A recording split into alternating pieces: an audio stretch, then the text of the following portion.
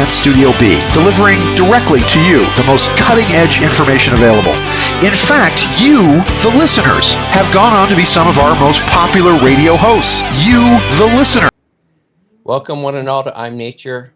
I'm your host, Brian Porter, and today I have Elana Freeland with me. She is an excellent writer. She's written many books, ghostwritten many books, and I think her last edition is called Full Spectrum Dominance. The proper spelling of her first name is Elana, Freeland, just as it sounds. So check that out. I picked up an electronic copy from Amazon, and it's just a great read on Kindle. Yeah, so recommend everybody get the book. It's fantastic. It's a work of art, and she put a lot of work into it. It's probably the best documented book I've written or read on chemtrailing and geoengineering and the whole range of technologies that are being used. So, Elana, how you doing? Hi. Thanks for having me. Oh, I'm so thrilled. I mean, I'm meeting such great people through Ralph Ely from the geoengineering crowd there in California. And I'm very impressed. Like I say, I've been reading your book. You're a week earlier than I thought you would be, so I haven't quite gotten through the whole thing, about halfway, but you're teaching me lots of great stuff. Yeah, well, Michael and I switched, didn't we? Yeah, I really appreciate your flexibility on that one. Yeah, I'm going to see him tomorrow in Los Angeles, so that'll be cool. Well, you're a rock star in the geoengineering movement. I mean, you've written some of the best material. It's very well documented. You show that this is a major part of the military-industrial complex.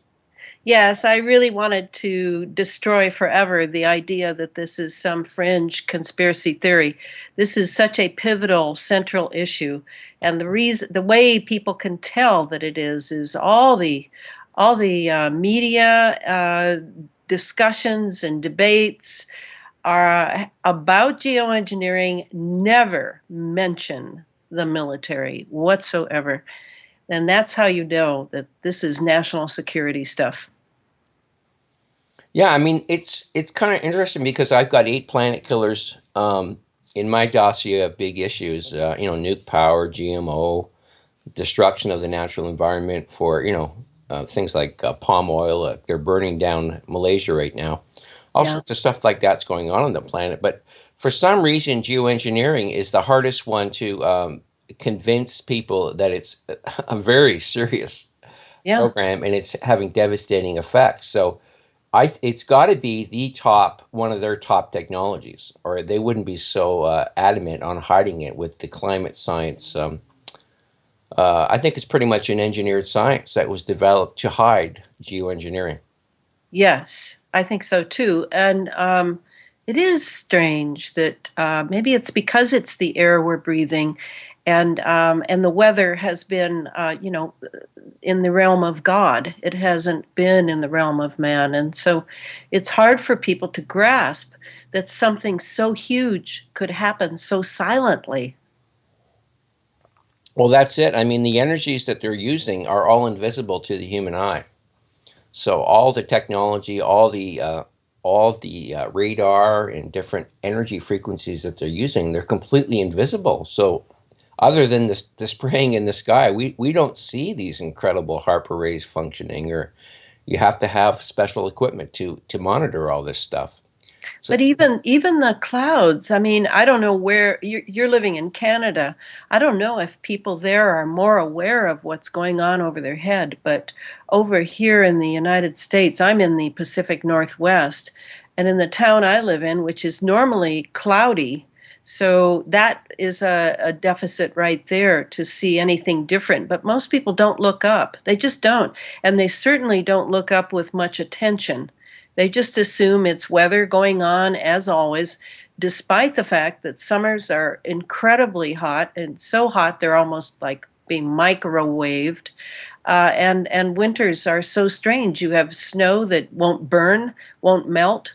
All these things, I think it's what you said before the show. There are so many things going on now that people are just overwhelmed, and their perceptions, because the media has mediated our perceptions, just like Marshall McLuhan said it would back in the 60s, people don't really think much of their own perceptions.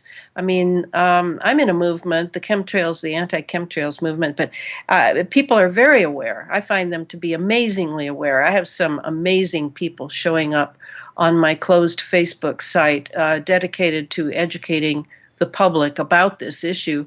But most people, they either don't want to know or they think it's too complicated. They're not going to go back to college and get a science degree.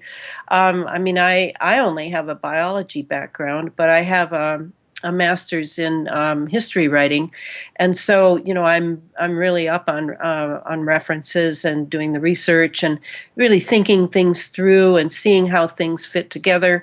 Sort of like I always like to think of myself as a wannabe Sherlock Holmes, because I can't fly up there and take a sample. I can't sit as a fly on the wall in a room full of plasma physicists and follow the math on the whiteboard. So I've had to really dig in and put it together myself. I mean, that's what happens when you start to research national security stuff like this. You just have to really bear down on it and get the picture put together. And I really don't have any ego invested in it. If I'm wrong on something, I just readjust it because I think people need to understand that it doesn't mean that we can't look and study the issue ourselves. When our experts are all silent, either out of fear or perhaps they don't know what's going on. They've been convinced it's the carbons problem and it's a global warming problem. It's a return of the little ice age problem. Whatever they're convinced of, the fact that they don't look at the military in America, when the military has done so many things against citizens and has experimented on citizens without their knowledge. There's a litany of things the military-industrial complex has done, and yet people just don't seem to have the confidence in their ability to perceive and think things through anymore. Have you found that to be true on your show? Well, I'd say in general, it takes time to break through the barriers with people who are not naturally inclined to ask questions. I mean, the destruction of consciousness starts at a very young age. We put kids in schools. We're natural beings, but we put them in schools, so they're not around nature.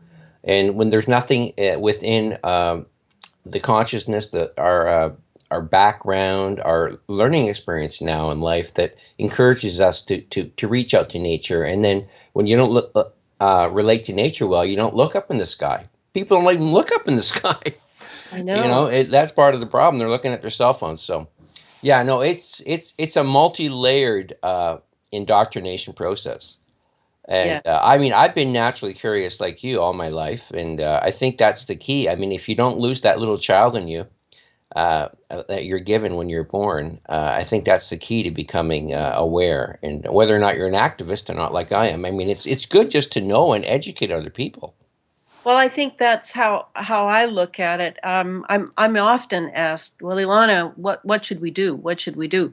And it's as if in America, I lived in Europe for several years. It's a little different. Well, not really Europe. It was really the UK, which is really not Europe. It was like the people I was hanging around, they seemed to be able to delve into things, even if they didn't know much about it, by asking good questions and going back and forth. And it just seems that in America, people don't have the confidence. And if they think it's complicated and is going to require a lot of consciousness development to really get a handle on something before they can act, then they're not interested. They want to be able to either take a pill or act and it's over. And that's not what the biggest problems, not what will overcome them. This is a very large issue, and it has many ramifications for the future, for future generations. And I guess that's why I've plunged into it, because I have a great deal of faith in consciousness.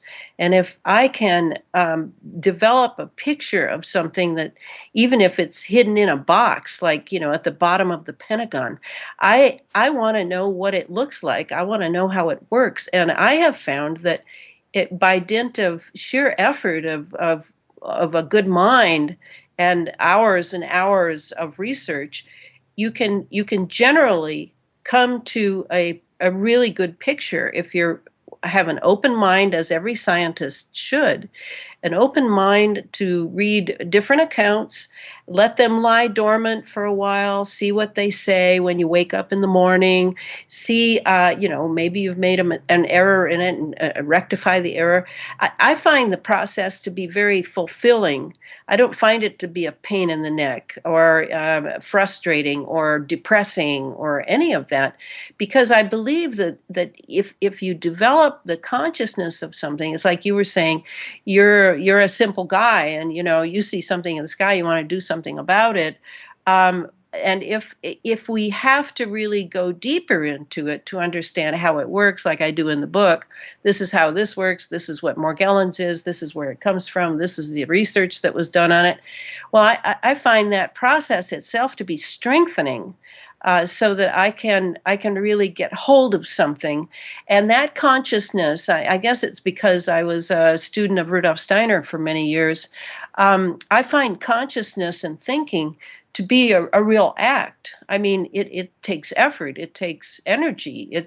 It's an act. It isn't like going out in the streets and waving a sign, but it is very powerful. And I think that the people who read the book and the people who come to my Facebook site and see my comments on this, that, and the other, not that I'm always right, but I'm always very vigilant and able to do a few corrections here and there.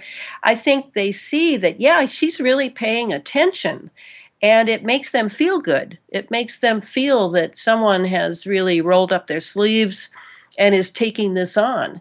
And that in itself, in a nation where we're such a huge nation, and there are so many issues that are just bam, bam, bam, bam, bam, I think that that's really very good. When I find someone on my Facebook site who's really paying attention, I just feel better. I feel, I mean, I love it. And yet now, I don't know if you know this, but I'm writing the next book, which Billy Hayes is involved in. Oh, Billy, give me a call anytime. Did Billy show up? He's yeah, Billy might join us. Billy Hayes is someone who's been around this issue like since he was a kid. He's really an incredible guy, and he's a good friend of Elena's. We're hoping he'd join us on the show. But for some reason, I got a message saying he had to upgrade his Skype in order to join in on the conversation. Well, it's just, I hate to sound dramatic, but it's almost like every radio show that he and I want to do, there's going to be some technical difficulties at his end. So anyway, that's the way that goes. I'm writing a book on the space fence, which is even a bigger story. But of course, it's dependent upon the technology that I tried to lay out for the readers in the Chemtrails HARP and the Full Spectrum Dominance of Planet Earth book. So I'm deep into it. And you think I worked hard on the other one. This one is really challenging me because there are so many manifold parts to this space fence deal. Did you ever hear of the space fence when it was up and running in the Reagan years? Actually, no. This is is it like a shield for weaponry? Is that what? Is that what it's? Yeah. You can think of it as a shield. It at that time was part of the SDI program, the Strategic Defense Initiative, otherwise known as Star Wars, and it was tabled because it was space only at that time, and what was missing was the ground-based counterpart, and so now the ground-based counterpart is since we've gone from analog to digital. It's up and running. And so a lot of the book is just laying out the pieces of that. For example, cell towers. the GWEN towers, ground wave emergency network towers, the NEXRADs, uh, uh, the SBXs, which are these big radomes that are being transported offshore by big oil rigs.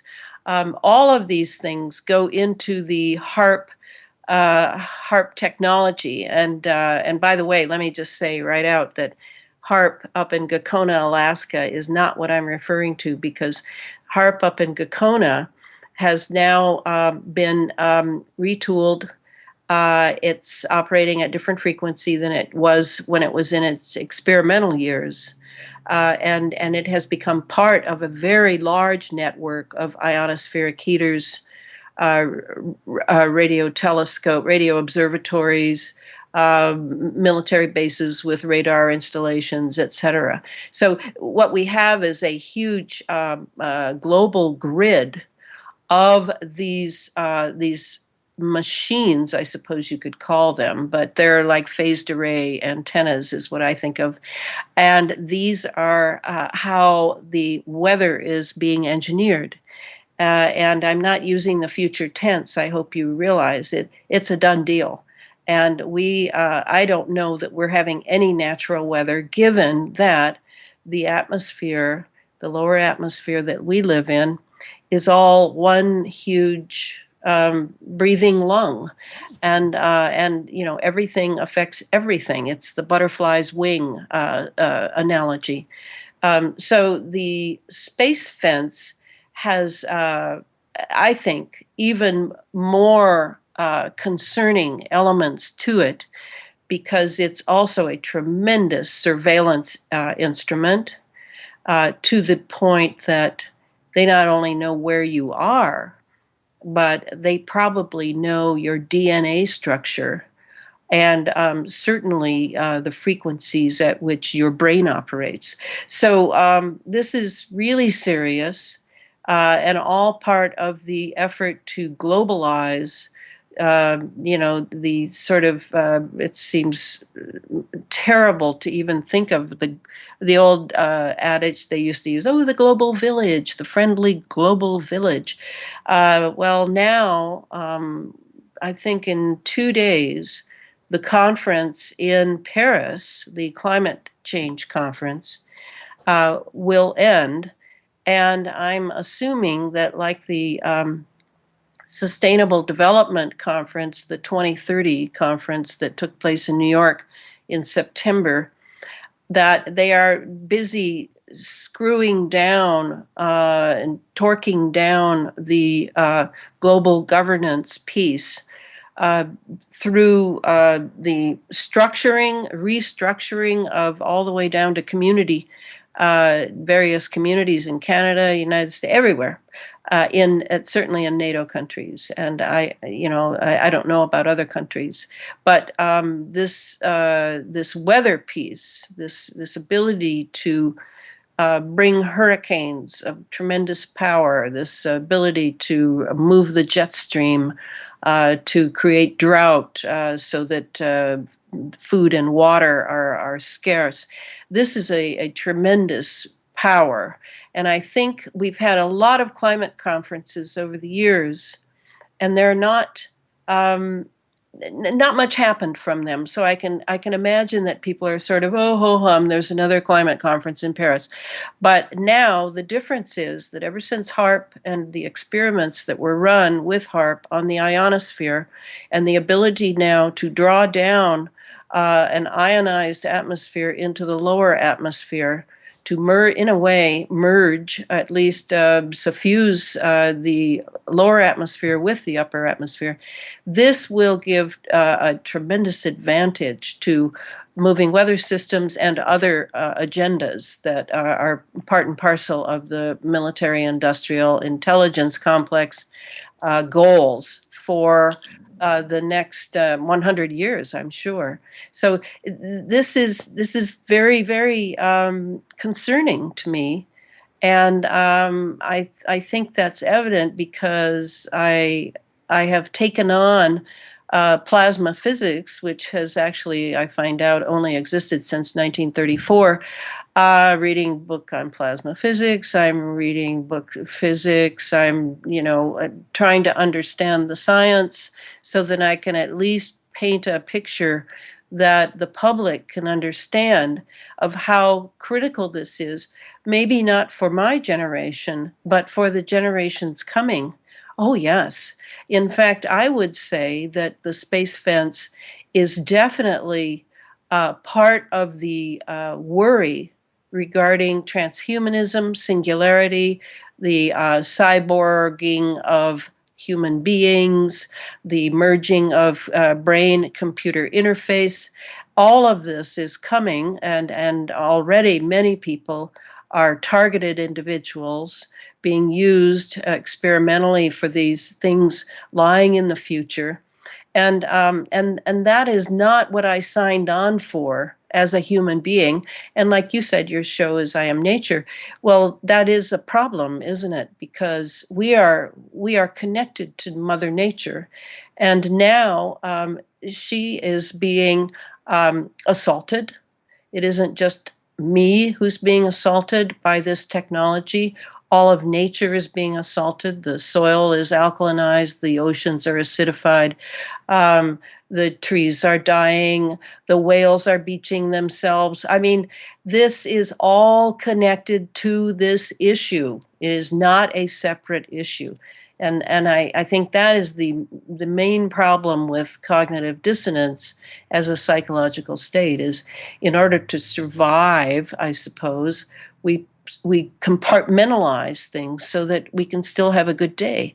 I don't think that that's unwarranted, but I suppose what I'm asking people, just by my very existence in how I'm conducting myself these days, is perhaps we need to redefine what happiness is. Perhaps we need to redefine what our comfort zone is and take on a little bit more for the future, because this technocracy that we're living in has completely usurped the place of democracy, of the republic, and it's already over. That's over. What we need to do is understand more about the technology that is being utilized, that is being deified, and is taking the place of all the things that human culture has valued in the past.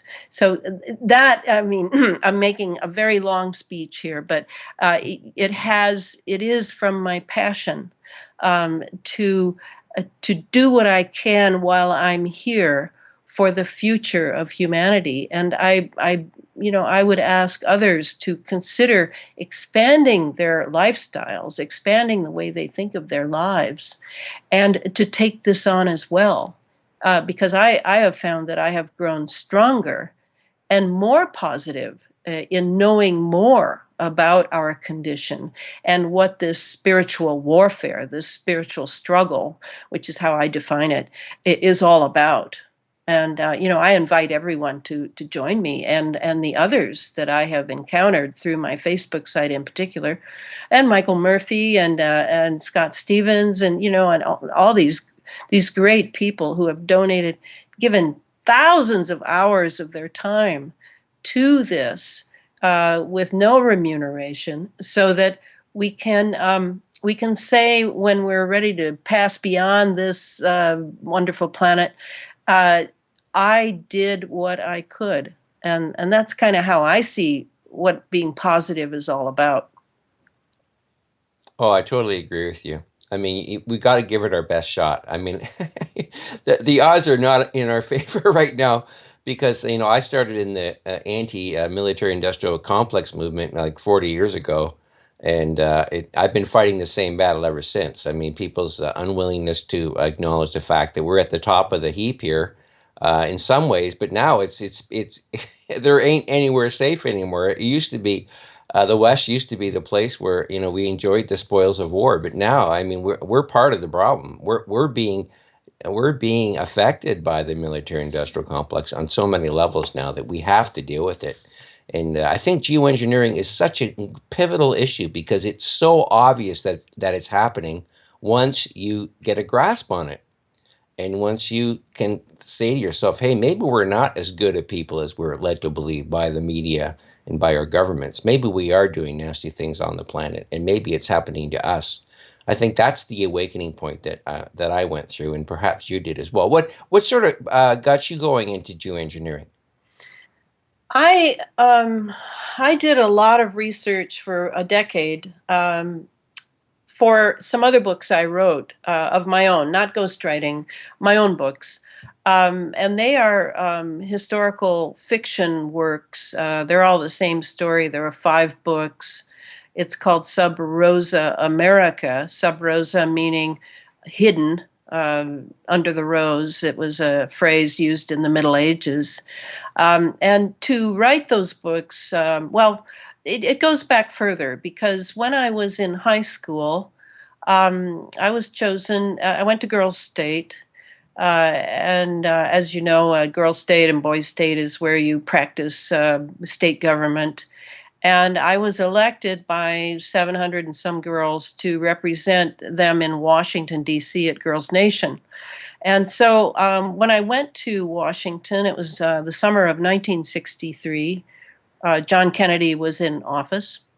And I spent the week, we stayed at the American University, and LBJ, Lyndon Baines Johnson, was sort of our guide, our overseer, our aegis. And so I spent the week figuring out who he was. I won't go into that. And then toward the end of the week, I was elected Librarian of Congress, and each of us took a faux office and to learn something about national government. And then we had tea with Kennedy in the Rose Garden. Bill Clinton was there. I didn't know him, but I know he was there because I've seen pictures that were taken of him there. And he was in Boys Nation. And so Kennedy sort of picked me out as destiny would have it because he said I looked a little like his wife. And she was at that time giving birth to Patrick, who would not live. And I was completely overwhelmed by the experience of sitting beside John Kennedy. And when I went back to my home state, of course, there was a big brew. It was a big deal, and there'd been pictures. And so I went and gave talks about my day with Kennedy. And then 3 months later, he was dead.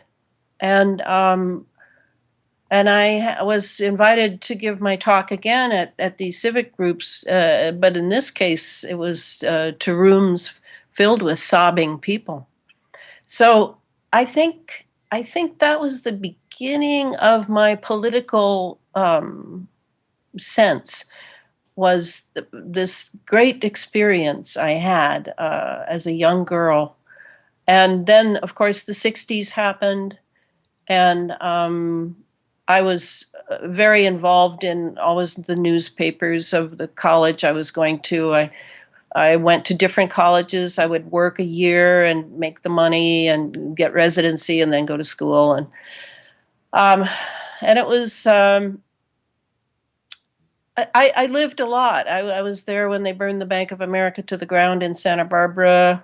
And that, by the way, was not students. It was definitely some intelligence agency of one mark or another.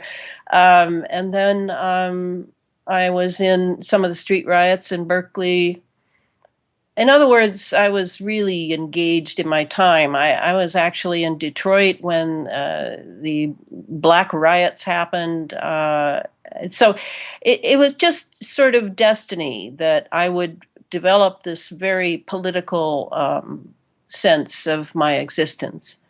And so by the time I had done the research to write the Sub Rosa America series, I had files and files and files. And 2 of the files, one was chemtrails and the other was HAARP. At that time, when my publisher, Adam Parfrey from Feral House, asked if I thought I could write the book, I thought they were separate issues. I didn't realize that they work together. In fact, they can't work without the other. So um, I then set to work, and it took a year to write, and it came out last summer, 2014, a summer ago, yeah, a year ago. And then it just seemed. I met Billy after I was on Coast to Coast Radio. Billy Hayes contacted me, and we began to talk about. He began to educate me about the space fence. And for those who don't know Billy Hayes, he worked for many defense contractor corporations as a tower erector. He worked on HARP. He worked on 240 or 50 other installations. He was very well trained in how to do that. He knows so much about electronics and microwaves, and of course, his health has suffered from being up all those towers.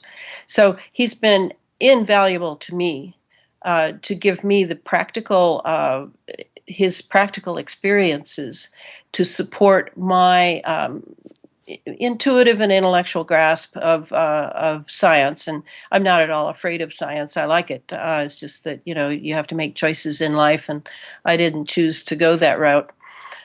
So that's how I got into it. And I was able to, have the confidence to just keep plowing away at it.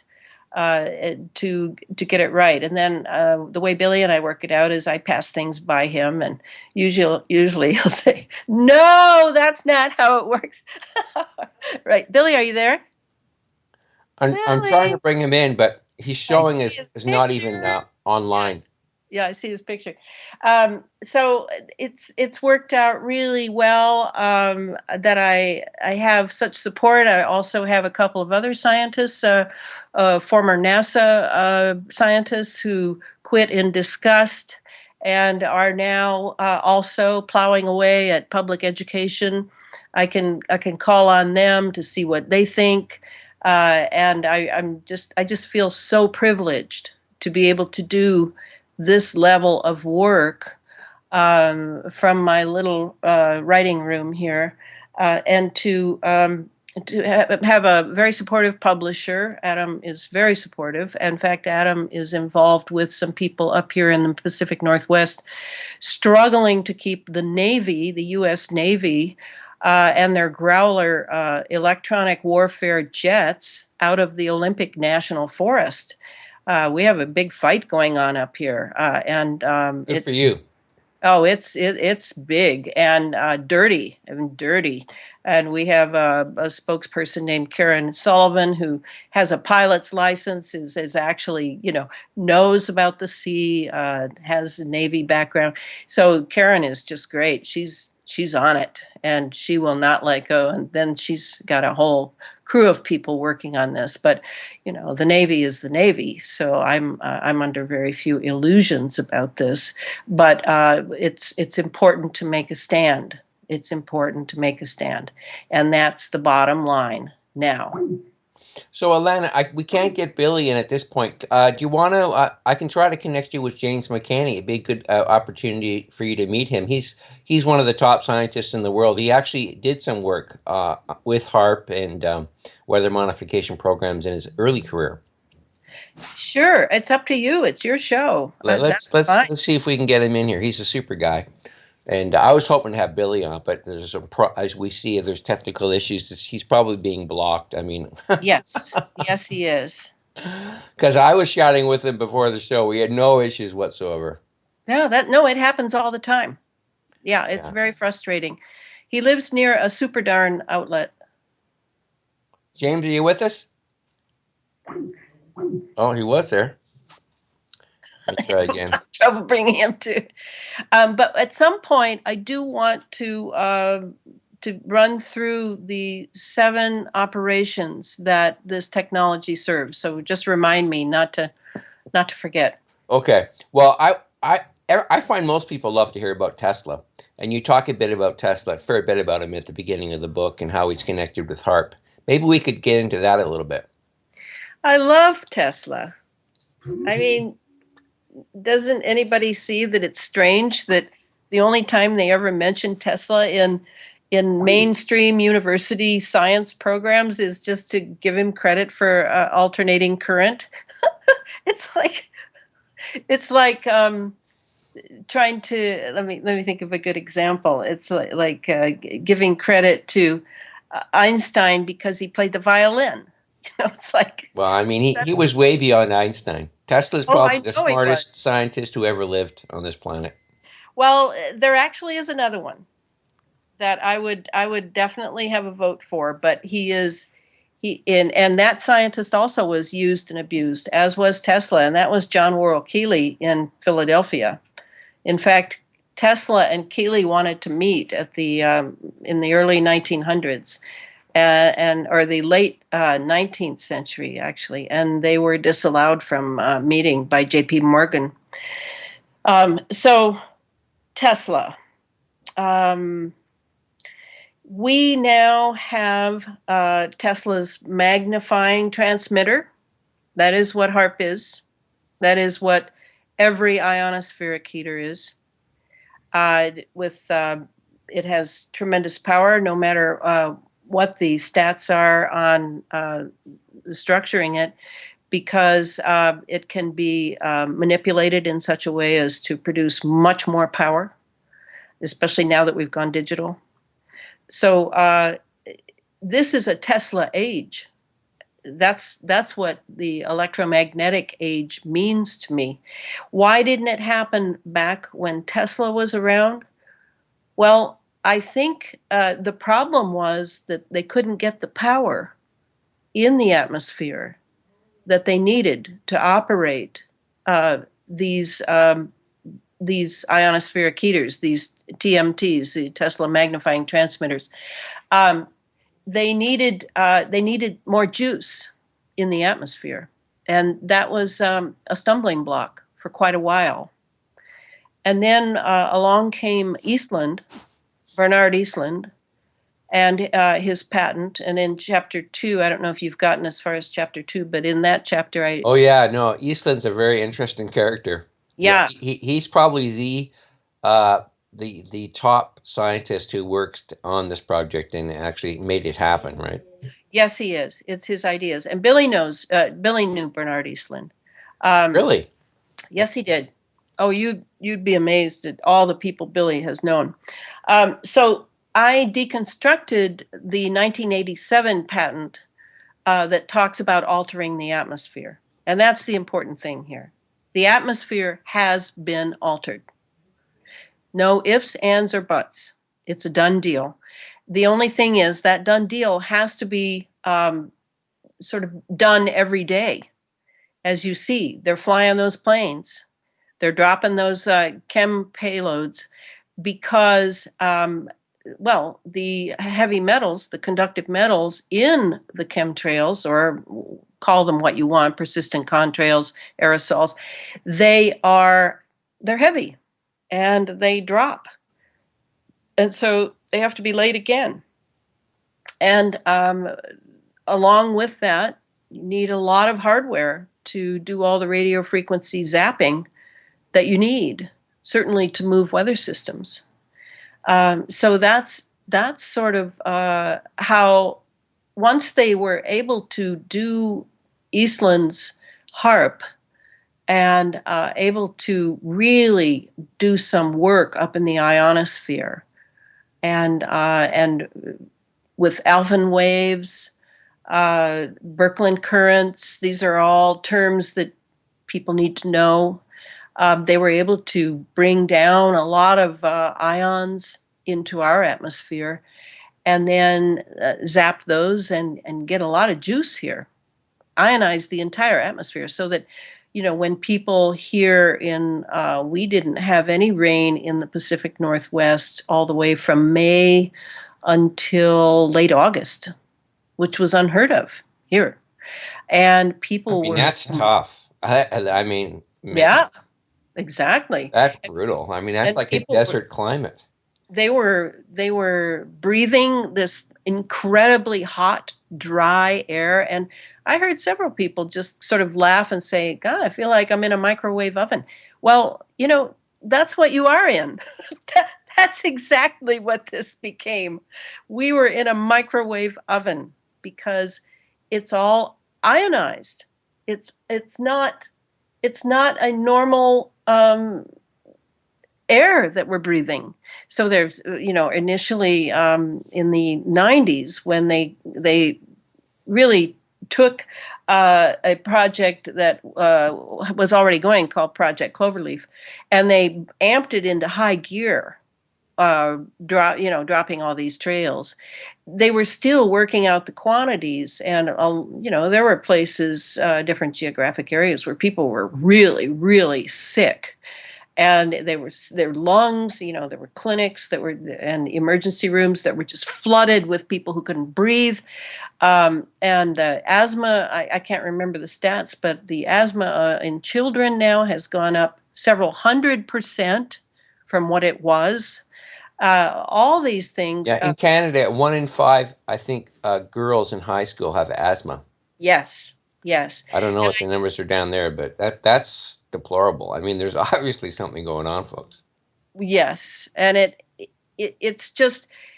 I think, again, we return to this subject of why people don't want to know. Well, okay, it's not on TV. Okay, that's true. You're not going to hear it from the weathermen because they're all reading their prompt cards. They're not going to keep their job if they say anything about these chemtrails in the sky, even if they don't use the word chemtrails, which is, comes, by the way, I assume comes from the U.S. Air Force Academy. That's an Air Force term that they then inseminated into the internet in the, I don't know when, the 90s, I guess, and then very cunningly made fun of it when it was their term in the beginning. So if you can't touch it, taste it, smell it, see it, feel it in some way, well, how are you going to know it really exists? Well, you're going to have to do some research. You're going to have to study the clouds for a while, do some comparative notes. You're going to have to talk to a few people.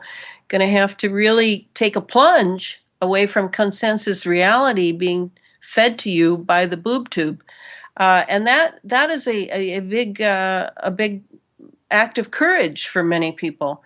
I don't know. I don't remember that it was ever an act of courage for me, but I think it's because I'm a 60s person, and because I went through the trauma of our three heroes being shot down in the street like a dog. John Kennedy, Martin Luther King, and Robert Kennedy.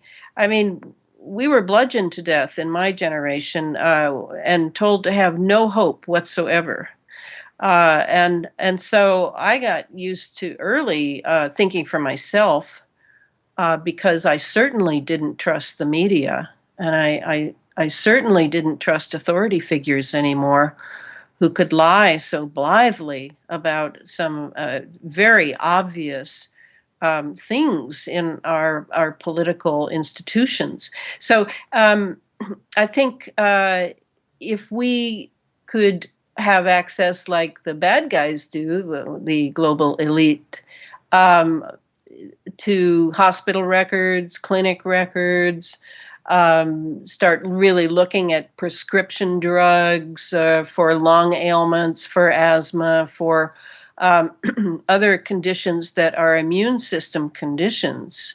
Because what is this assaulting? Well, it's assaulting our lungs. What do the lungs do? Well, that's the transfer of oxygen.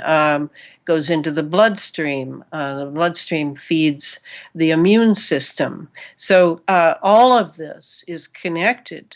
And it isn't just pollutants, though there certainly is a synergy going on between the pollutants that are already here from out of control corporations primarily, and what's coming down in the chemtrails.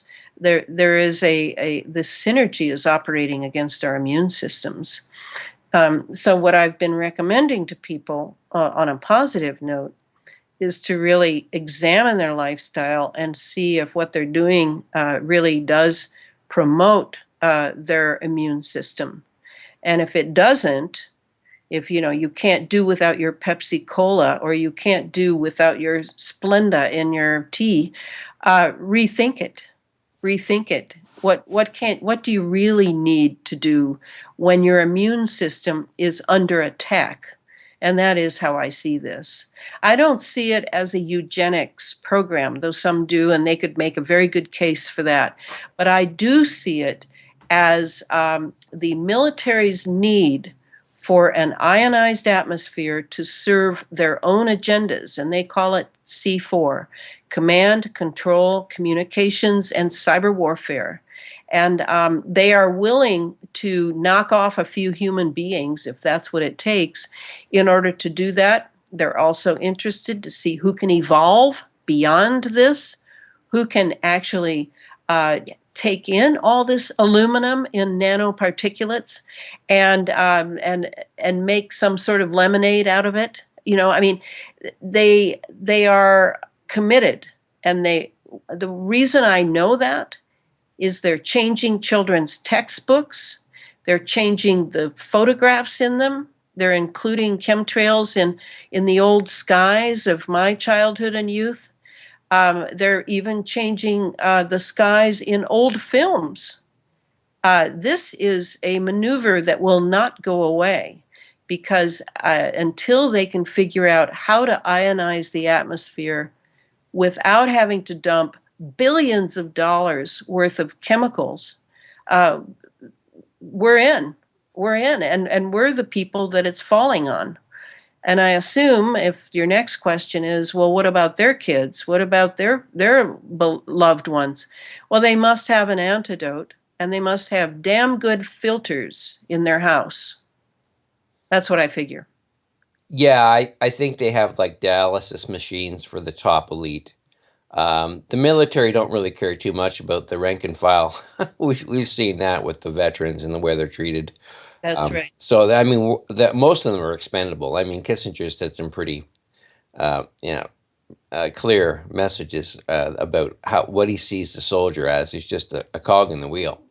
So there's a lot of them, but we need to preserve the great minds, and this is what the whole system does. The educational system weeds out the top scientific minds and slowly, maybe not slowly in some cases, but molds them into these great scientists that have no conscience and have no desire to know more than what they are studying. They're a little piece of the puzzle, right?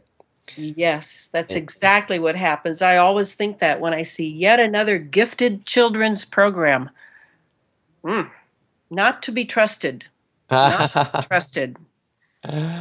Well, I maybe if it's music, but I know my friend James McCanny. He was one of the 2 kids chosen in his state when he graduated from high school to go directly into, I think it was the Navy Academy they had him going to. And when he turned down the offer, he got a call from the governor saying, "Hey, I mean, this is the reward of a lifetime. I mean, you're going to go far in the military. If you take this, you're going to be a top scientist." And he said, "Well, I don't want to work for the military industrial complex. Sorry." I mean, that's great. He knew that it wasn't going to be, and he had other interests too. He's always been a very independent guy. He's more into astronomy and archaeoastronomy and that kind of stuff. But yeah, but he worked on the. He said I helped teach them how to stop hurricanes. Like the initial stages, a lot of the initial stages of the material that I've written that was put out by the military was the fact that they were selling it to the higher levels within the government, that it was going to actually be a very positive thing to be able to stop hurricanes, to stop tornadoes. But that's the same way they do the medical thing too, right? They always say that it's going to help someone. They do all these brain research experimentation on people without their consent. And then later they say, yes, and now they can see. And now this person can hear. They always sell it that way. Yeah. Yeah. Yeah? You understand what I'm saying? Oh, oh yeah. No, It's the I, same I thing. see through all the layers of the matrix, I think. Most of them I can see through. There might be a few that I don't, but I pretty much take the rule that anything you're told, you just believe the opposite. That's a pretty good guide. If the government says this is good for you, do the opposite. And That's very smart. Yeah, yeah, I think it's a good starting point at this point. We live in a very inverted world. we do. And to think that we should be sucking on all these chemicals, you know what, I completely agree with you, Elena, about the main purpose of this stuff is for them to have information. Hmm. They want to. I'm sure they have rooms with these beautiful avatar type computer systems where they literally can walk into a room and see the Earth in real time, Yeah, everything happening, every plane, everything moving in the oceans, on land, in the skies, and they want to know where everything is all the time in real time. yes, yes. And this is what they want. They're info junkies, and they're also just completely power hungry and hung up Psychopaths. on, and they know that information is power. That's right. Scientia est potentia. Knowledge is power. Um, I think that the if we could see things like they do, yes, we don't have the resources they have. We don't have the money. We don't have the time. We don't have guys we can hire who will do all of our work for us and then report to us. But I think it is like that. That we need to pursue the knowledge Yeah, first. yeah. No, I think what you're doing is really opening people's eyes. Okay, we're coming up on our first break, folks, so we'll be back soon with more of I Nature and Elana Freeland. Welcome back to I'm Nature. I'm your host, Brian Porter. Elana Freeland's here, expert in geoengineering and a whole bunch of other cool stuff. But I got a little bit of housekeeping here to do, folks. This is usually when I talk about the importance of supporting this incredible platform called freedomslips.com Revolution Radio. And we got a couple cool fundraising ideas out there. I guess today, this is the end of the day. This is the deal that you got to get in there. You got an hour left, folks.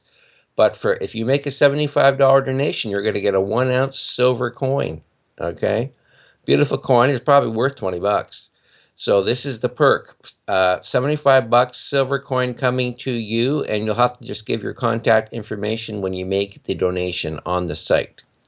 The other idea around fundraising is the fact that we once we hit our total goal for the month, which is usually around $2,400. We're going to give all additional funds raised to two different charities related to Christmas. Okay, those are the two deals that I'm promoting, and I always say get the archives, folks. It's worth $1 million to me because it's got 82 shows on there, and you can download them anytime you want. For $5 a month, you couldn't get a better resource to teach about what's actually happening on this planet. So, okay. Let's get back. Oh, yeah, one other thing. I'm starting a new show tonight. After the show, it's called I'm Nature Extended. It's going to be an opportunity for people who have listened to my show to call in. And if my guest wants to hang on, that's fine too, because quite often I chat with my guest for an hour after the show anyways. So I thought I'm just going to extend this show out and see what happens. I mean, it's completely open. Anybody can call in. But the way I'm going to run it is that I want to keep in contact with the people that call in. So I want you to Skype me, B Porter, Porter 5611. Send me a Skype contract request if you're not on my friends list already. And then I'll hook up with you, and then we can get you on. And it's going to start at midnight out here in the East and 7 o'clock out in Pacific. Okay, now let's get back to my great guest, Elana Freeland. Elana, I want to promote your the two things that you've talked about a few times. Now, what's your Facebook page? I'd love people to go there and see the great posts you're putting out. It is the following: Elana Freeland, chemtrails, HARP, and the full spectrum. And you can ask to be a member of my Facebook page. It's a closed group. And I'll go and look at your Facebook page and see what I think, how thoughtful you are.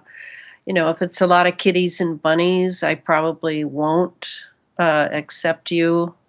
I'm sorry, I have to make judgments because I have over 1,500 members. Um, Really?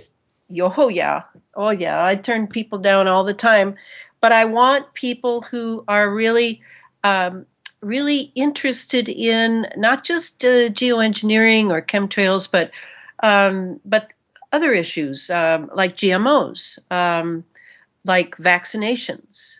Um, there's a lot. I mean, I have my own Elana Freeland page as well, so everything sort of slips over there that is about things like police brutality and racism and things.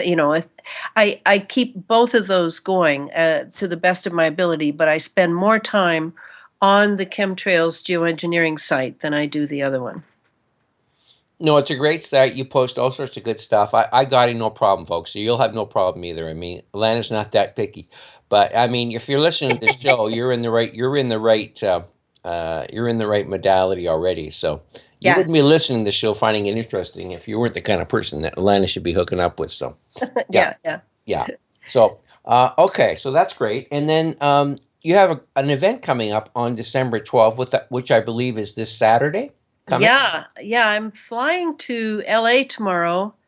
Um, Michael Murphy, as you know, is involved in production of his third film, and an unconventional shade of gray. And he has honored me by saying that he has like a 3-minute slot for me. So I'm going. It'll be fun. And he's picking me up at the airport, and then I'll spend a few days, one day filming, and then there's a speaker happening on Saturday. His name's Griffin, but it isn't Griff. I always get confused Oh, I because thought you were speaking at the event too. yes, I'm speaking Saturday night at the Gateway on Barrington Avenue in West Los Angeles. And the name of my talk, it'll be a PowerPoint presentation, which is I really recommend to people because making it all visual, all this technology visual, really helps a lot. And if you are interested in going, if you're in the LA area, you can contact Paulette at 310-836-0257 to get the skinny on where to show up and when. It's from 3 to 6 p.m. this Saturday in West Los Angeles. Awesome. Yeah, I recommend everyone go and learn from one of the masters. She really has this stuff down pat. I'm very impressed with your extent of knowledge. Like I say, I don't read books too often that teach me things about geoengineering, and because I've seen all the movies, I've read a lot of the other books, and man, you really got it all covered. I'm very impressed.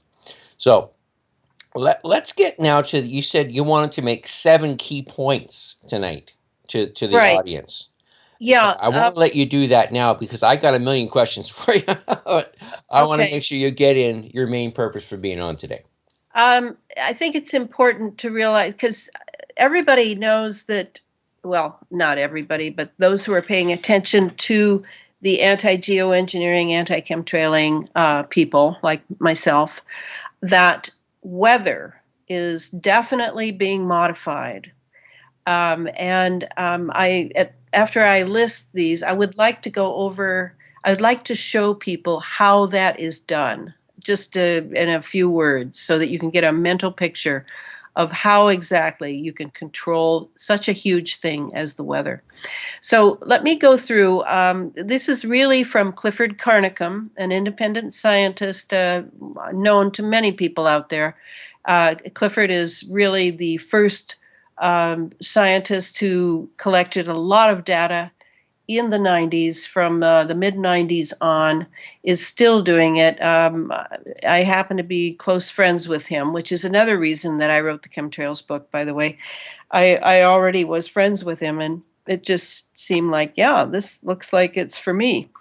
And Clifford, he has done a lot with Morgellons, which he calls the cross-domain bacteria, by the way.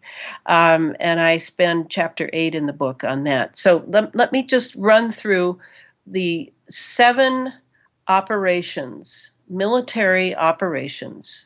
And when I say military, let's just include military industrial complex, because that includes Lockheed Martin, L3, TRL. There are so many of these defense contractors, as they're called.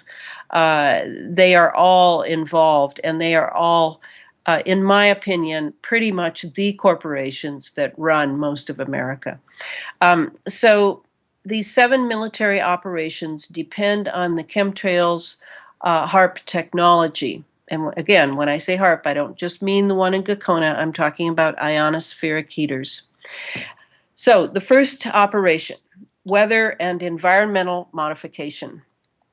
This is the most easily seen, but has been cloaked by the media, by the embedded media, I might add, in phrases like global warming, climate change, carbons, etc. So it's hidden under these terms, and it has never, to my knowledge, once been mentioned within the context of geoengineering.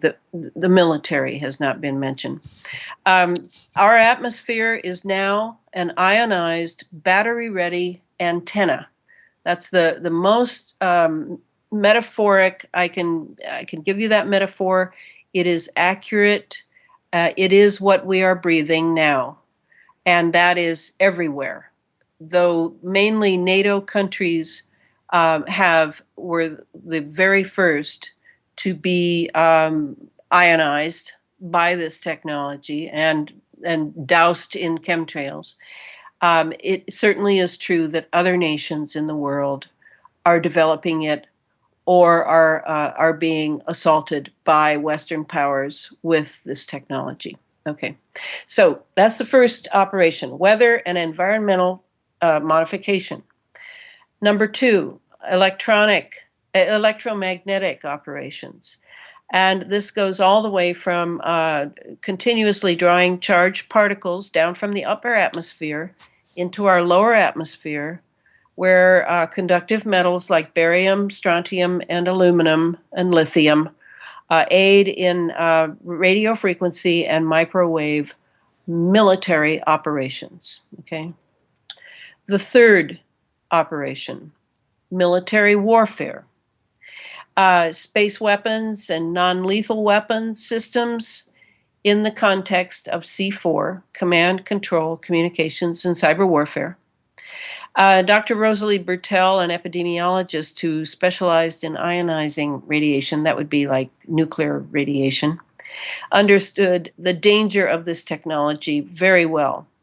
In her book, Planet Earth, The Latest Weapon of War, a critical study into the military and the environment, she states, the ability of the HARP/Spacelab/rocket combination to deliver very large amounts of energy comparable to a nuclear bomb anywhere on Earth via laser and particle beams is frightening.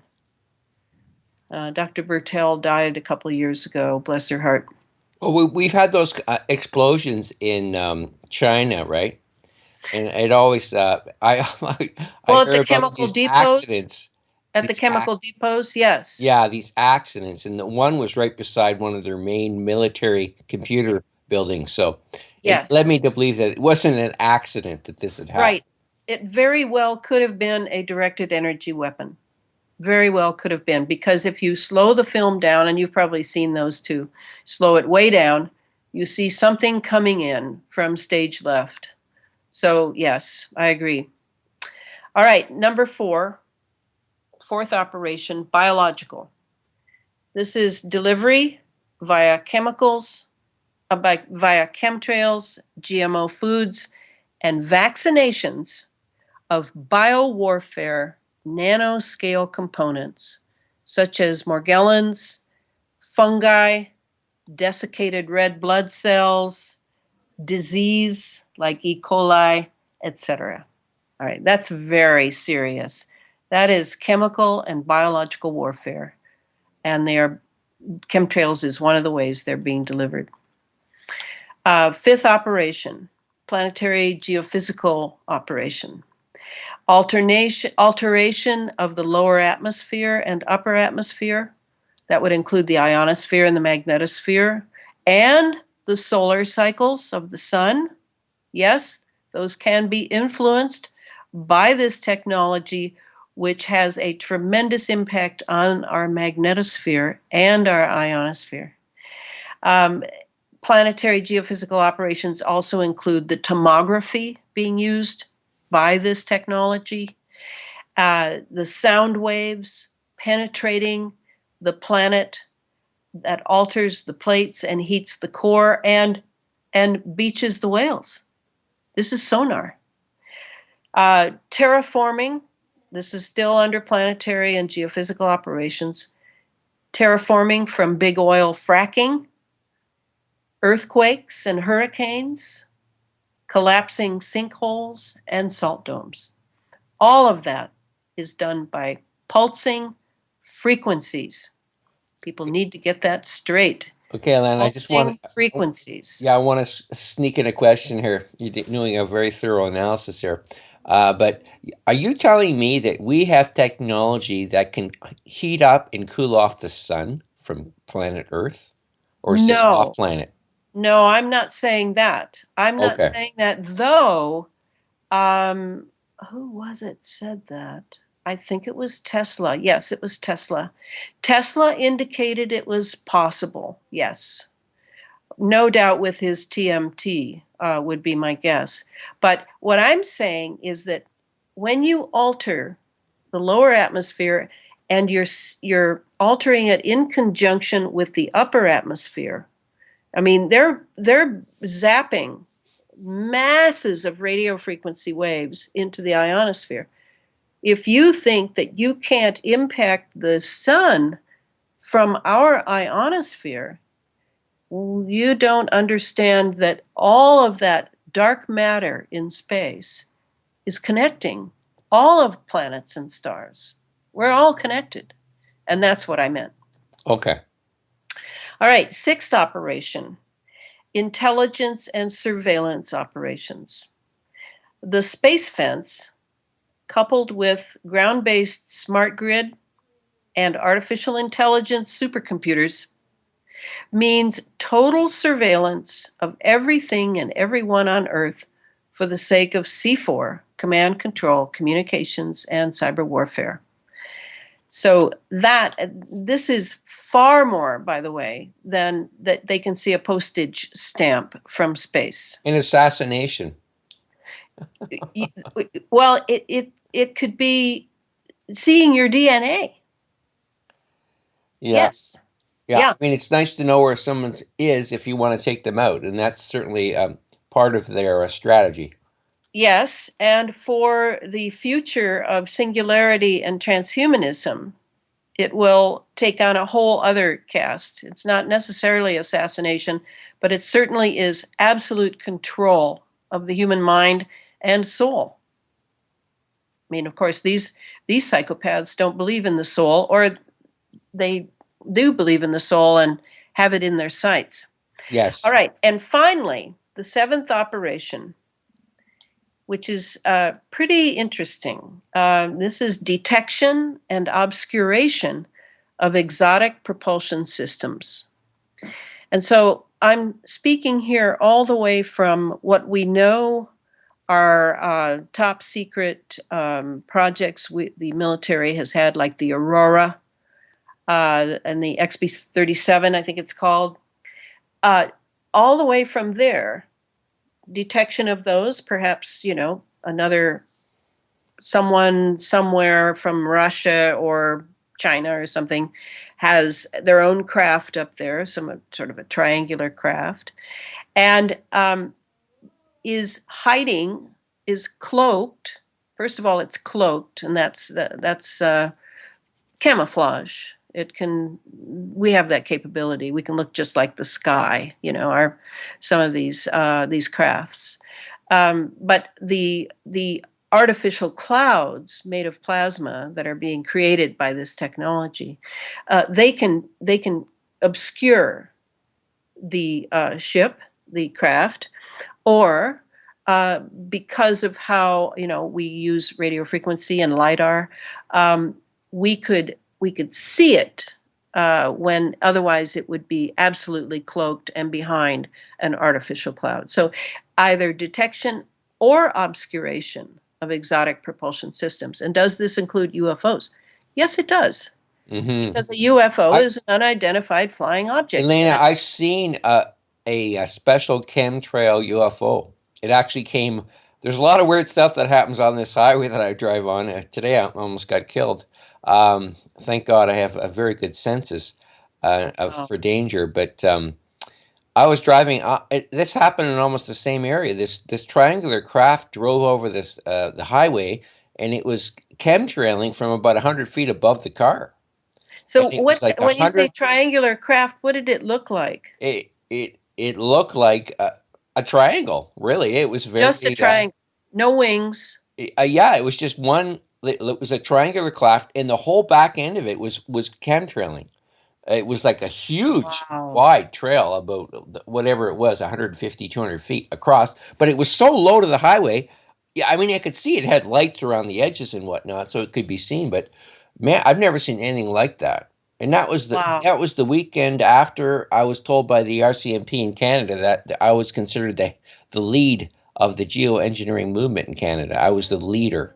You were? Yeah, that's what they told me, and because I went to a demonstration, or a couple actually, within a few months, and I think I sort of got their attention. So, wow, I'm still alive. I don't know what they sprayed me with or whatever, but you're saying it was like 150 feet long or wide? it was quite a large craft. Yeah, it was about the size of, I say, a military cargo ship, but it was solid. There were no wings on this thing. It was. And I think there was two of them actually.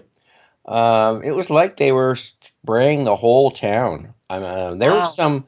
There was some. What was that? There was this infection, SARS or whatever, going on in the town that I was driving through.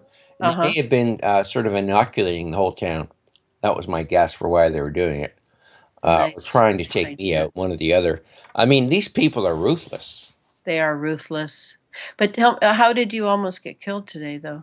Oh, just very unusual accident involving two huge transport trucks on the highway early in the morning. In front of you, or it had already happened? Well, one of them, it was really strange because one of them was stopped right on the highway. Why would you stop on the highway when there's a shoulder? His lights weren't on, his flashers weren't on, and this other guy came up from behind me, and I was doing, a decent speed. And he ran right into the other truck. Wow! And it was like being in a Mission Impossible movie. I couldn't believe it. And when he hit the other truck, he turned over and he went flying down the highway on his side. Wow! Did you stop then because of what happened, or? Well, I stopped. Keep going. I stopped, but I didn't feel comfortable about staying. Yeah. And it didn't seem to me like there was anything that couldn't be dealt with by, emergency staff. And I certainly wasn't going to haul the guy out of the truck. No. He was on his side because it was sort of smoking. Burnt rubber. But right from the beginning, I was not comfortable with what had happened. It didn't make any sense to me that this guy didn't see this truck. Did the truck have a label on it? I didn't notice anything. I think they were pretty much blank, both trucks. And last year, the same thing happened. A truck tried to drive me right off the road. And I was talking to Billy, and he said he got assaulted by a truck too recently. Yes, Billy had an experience on September 2nd, where he was almost. They were definitely after him. Yeah. Yeah, I think the plan was to make it look like it was an accident, but I was going to be right beside it when it happened. But I hit my brakes so fast I saw it coming that I stopped the car before, and I just missed all this material flying off both trucks. That was today? Yeah. That was earlier in the morning. Yeah. Yeah, and that's probably wise that you did not stay there. No, I got the heck out of there. I don't. I've had too many incidents like that. I mean, I've had many attempts in my life. Well, and it reminds me of the one Jeff Rentz reported happening to him. Did you hear about that one? You know who Jeff Rentz is? The name rings a bell. Is he in the geoengineering movement? He has a radio show the Jeff Rench show, and he has a lot of people on. He's a good interviewer. I've never been on his show, but he's a good interviewer, and he had a very similar thing happen this summer. But but in his case, I believe I'm being accurate. His mind went blank, and he ended up off the road. And he thought it might have been a directed energy weapon of some sort that just completely took his thought away. I'm really happy that nothing happened to you today. Oh no, I have very good senses. Yeah, I tell people I'm protected, and I know I yeah, am. So I don't that's worry great. about anything. I try to live a life of fearlessness because that's the way we're supposed to live. This Yeah, is I what agree. Pachamama wants us to be fearless in the. This is the time when we were supposed to become the sacred warriors, the rainbow warriors. This is Yeah, our time. In a perfect world, that we've had eras here where that were absolutely perfect. Everything was in harmony. It was a great time to be alive. But these are the times when we're allowed to become stronger. These are yeah, the kinds of challenges that we need to become stronger spiritually, and that's how I I see totally my agree. my life. Yeah. And you're Uh, in the same. Yeah, you're obviously a rainbow warrior. You're yeah, right. You're on track and other people can become that way. I mean, it's a great way to be. It's a great way to live. To it live without is. fear in the face of great danger. Because you really live. You really live. Yeah. Yeah. Yeah. Yeah, try to take me out, guys. I mean, I No, mean, no, I'm not saying that. they haven't had any success yet, so I've got a pretty good track record so far, but I mean, I don't want to leave this place. I enjoy people like you, people I work with. Yeah, I enjoy, just trying to explain to people why it's important to fight, this evil that we're confronted with. I mean, we have to fight it. I mean, yeah. it's important for our children, for our future, for a whole range of reasons that we Yes. can't just let this happen. No. And it's become so obvious now. I mean, it's now become a situation where I think a lot of people there's just. I was actually there was a friend of the family came by today and I was chatting with him about things, and he just, Brian, I don't want to know anymore. He says, I don't want to know anymore. Yeah, Uh, but I mean, what can I say? It's good to know what's going on. yeah. And I noticed your name is Porter. I mean, someone who carries people. Well, my name is interesting. My first name is Brian, which means strength. My second name is Alexander, which is, to some means savior of mankind.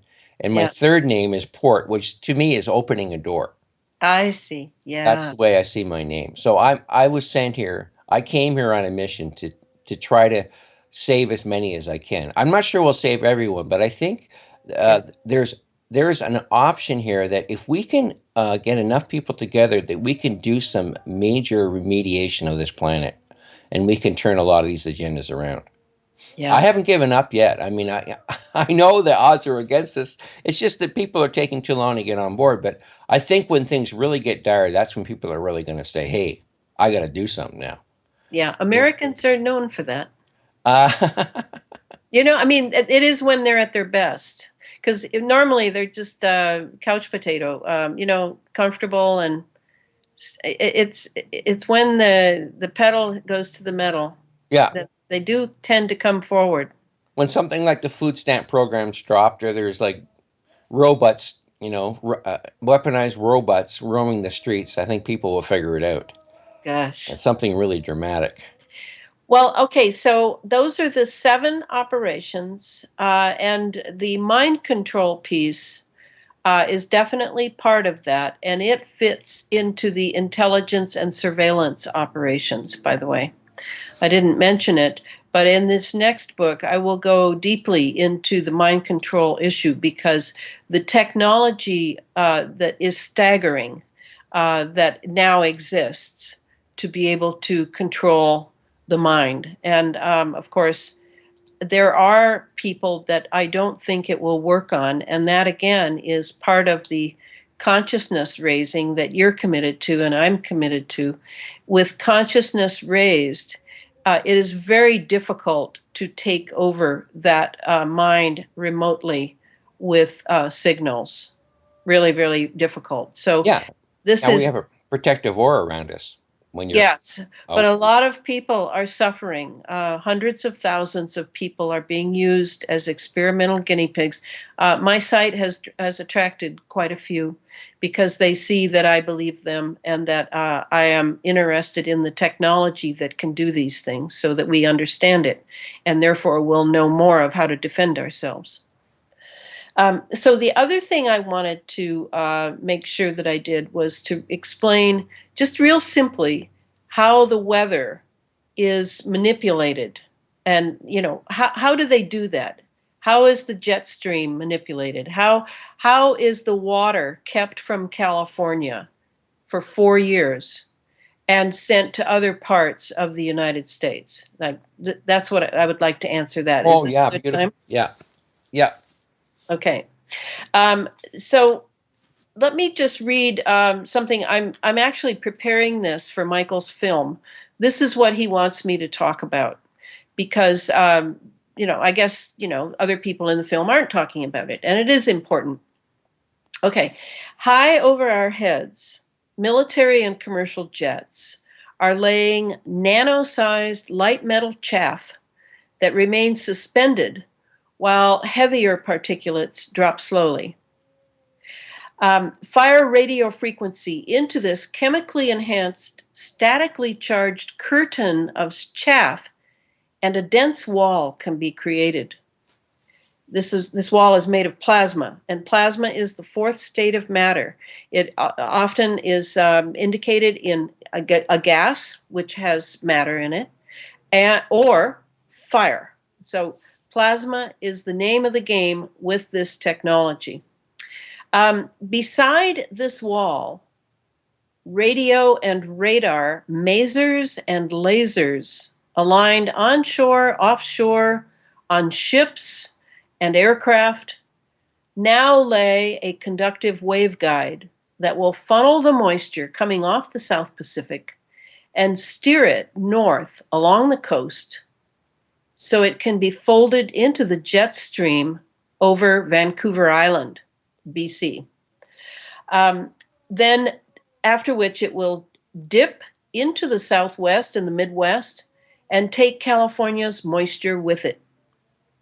This funneling action literally sucks moisture away from the land so as to move it north parallel to the shoreline. Okay, so that's how the Navy is out in the South Pacific. And yes, it's mostly the Navy. They have moisture machines on board. They can produce clouds of moisture if there isn't enough in the natural weather system coming off the South Pacific, which often has moisture in it. And what they do is they want California to remain in a drought condition. And actually, it's the same in Kansas and the Missouri area where Billy lives. He lives in Kansas. And these are the two breadbaskets of the country. And they're drying both of them out. And and it's because in the future the food will be a primary economic leverage over the masses. Yes, you can starve the masses. When money is gone, you'll have credit or you won't have credit. So the control over the breadbaskets is essential. Now, when the weather, laden with moisture, by the way, goes up, it goes over Vancouver Island, then there's a natural dip in the jet stream heading southeast.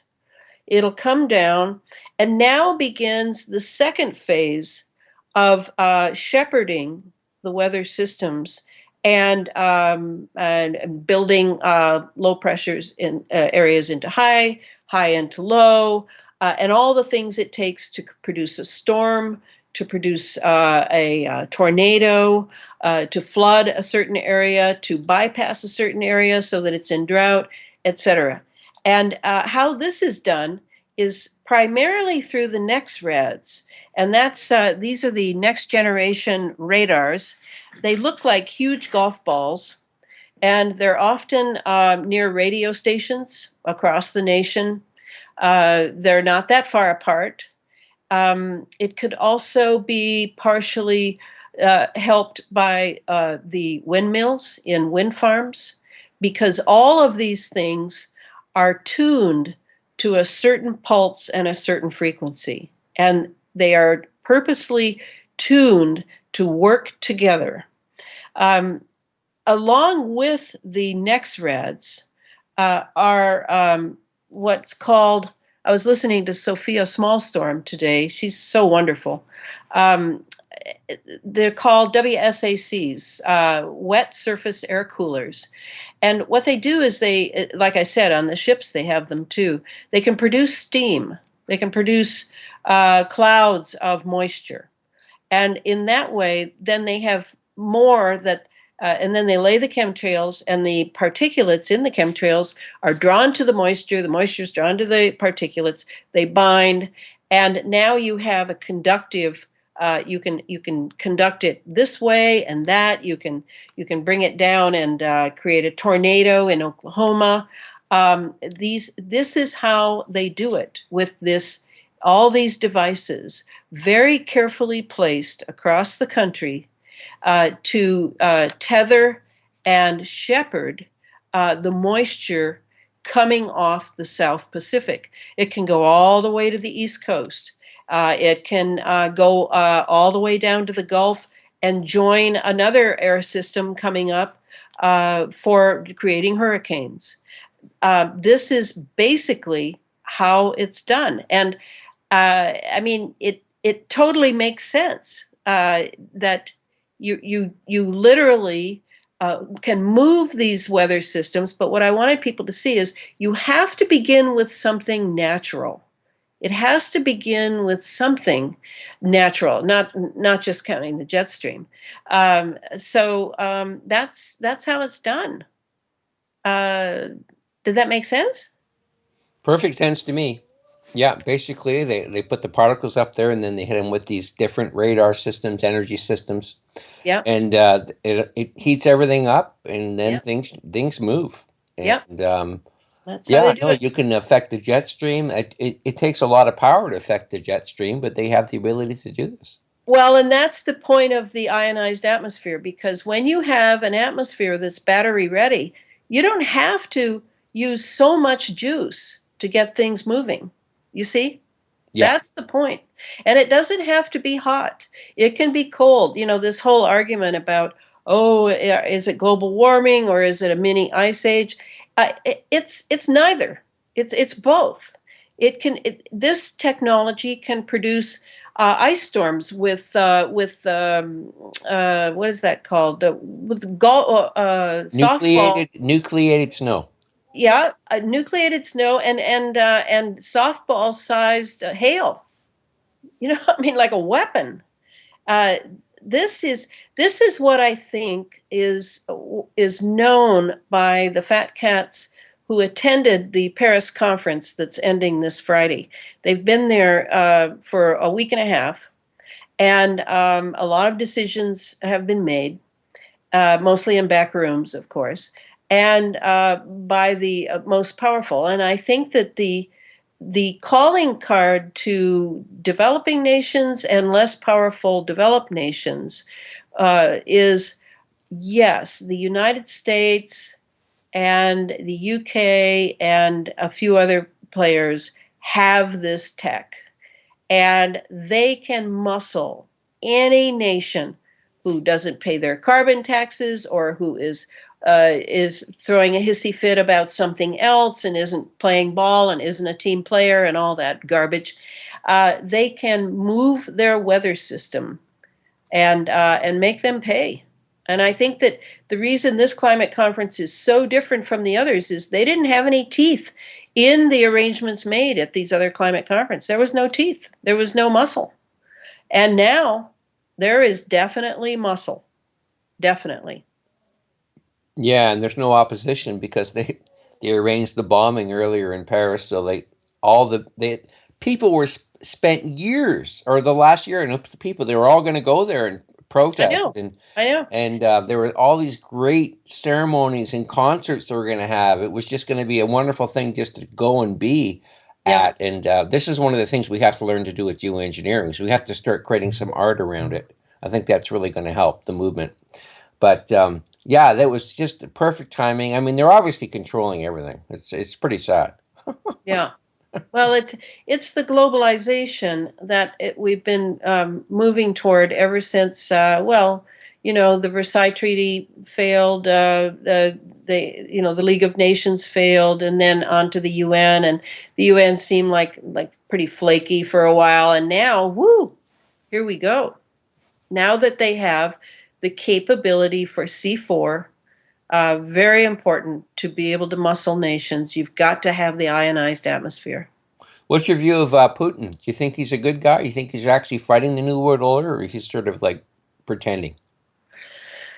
I can't decide. But I know that listening to him speak and and having it translated in the subtitles is like a breath of fresh air. I learn more about my nation from him than I do anyone here.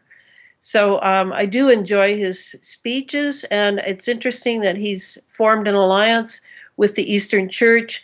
I was raised partly by my Romanian Roma grandmother, and she believed in a lot of gods, and she had me baptized Russian Orthodox. So I admit I have a soft place in my heart for the Russian Orthodox Church, which has much more of the Sophia in it, of the feminine. And here in the West, it's all masculine. So I try not to let that influence me. I pretty much am just watching to see, because I think Putin or the forces behind him wanted to say to England and the United States, hey, you're not going to get everything. No way. But I don't know quite what will happen from that. I'm definitely not expecting World War III. I think that the World War III, or whatever you want to call it, is going to come in a very quiet way. And I think, in a way, if we look at it that way, it's already begun.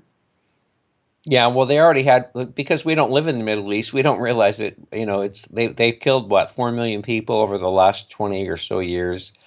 They've had their world war there. I mean, and they've been dumped on with depleted uranium, millions of tons of that. So no, it's just what's happened there is beyond evil, in my opinion. Oh, beyond The evil. use of depleted uranium, toxic for 4.5 billion years, which is the expected lifetime of the planet. Oh, and you're not even looking at the terrible vaccinations that produce the Gulf War syndrome. Yeah. Yeah, that's It's another ugly. fact. But that was George H.W. Bush. I mean, what do you expect? Yeah. The guy's evil. The guy is evil. Oh yeah, Yeah. this whole complex is driven by the desire to hurt everything on this planet. Anything alive, they're trying to hurt. Yeah, I think that's called Satanism, actually. I think that's the name of it. And I do believe that it is very active, and the pedophilia indicates its trail of tears and how it's going. But you know what? The more I think about those people, if they are still human, it just the courage flows here, because we are fortunate to live in a time when we can see the face of evil. We can really, really see it, and we know what we're looking at. I find that to be a wonderful thing.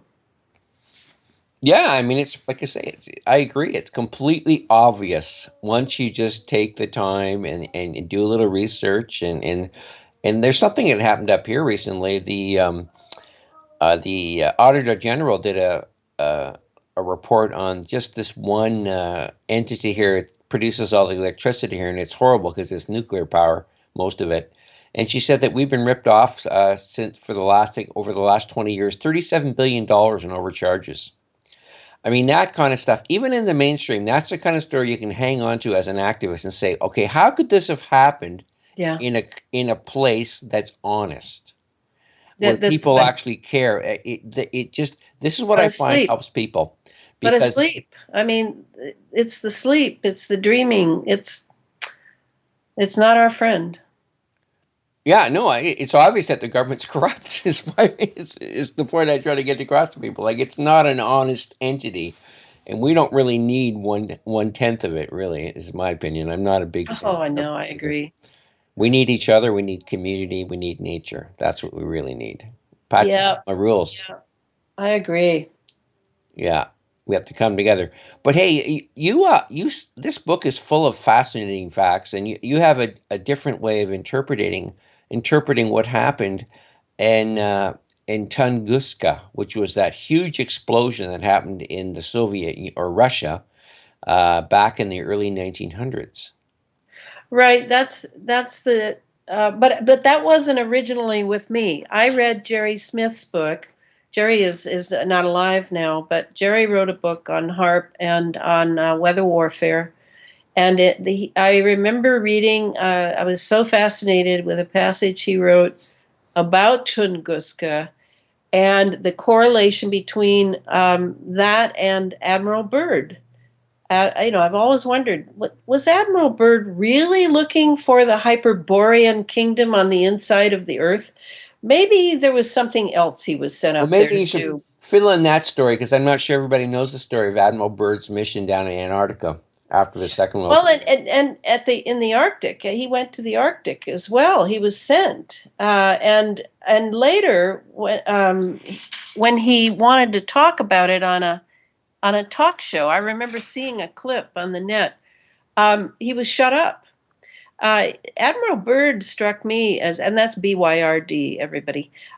He struck me as being a pretty honest guy who believed in his country, like many individuals who served in the military. He believed in the country, and yet he must have seen something between when he left, because I can't remember the date I had there for Tesla when his TMT, his transmitter, his magnifying transmitter. Tesla magnifying transmitter. That's what that Yeah, is. I remember Jerry Smith saying that he thought that Tesla had overshot his mark. He was aiming for the Arctic, and he hit Tunguska instead. But a lot of people, I think they then said it was a meteor, just like they are now. All these meteors happened. I was writing about it the other day in 2014. There were like 5 or 6 meteors, so called. Was it really a meteor? Well, no, I don't think so. I think it was a TMT, and they were experimenting with plasma. And I think that's what Tesla did. He may have missed his mark, but it created a tremendous explosion. And so they sent Admiral Byrd up to check it out. And he I don't know how to pronounce that word, sloughed his way through with a ship in the ice up there. It must have been quite a trip, and in order to go and see what had happened. And of course, I don't have access to those notes, but it's from Jerry Smith. I got that, and I thought it was spot on. I thought, yeah, that's exactly what happened. Because then it was after that Wardenclyffe was built and then torn down. It was as if that Morgan and I want to tell you what I think happened to Astor as well. But it was as if J.P. Morgan and all the other fat cats around him had decided that, yeah, they saw. At first, they weren't that interested in what Tesla was doing because he was Mr. Peace on the Earth and free energy and peace. And then when he started showing them some aspect that could be weaponized, then they got really interested. And when they finally had it down, they'd sent in a couple of sorcerer's apprentices to work with him. And when they had access to those notes and those experiments, then they got rid of him. And I'm convinced that he was killed. They'd been supporting him all those years. He was, just a threadbare, beaten old man living in New York and feeding the pigeons. And very sad but that's how they exploit inventors over and over and over again. Then where was I going to go from there? Who was the other? Who was the other one that you said?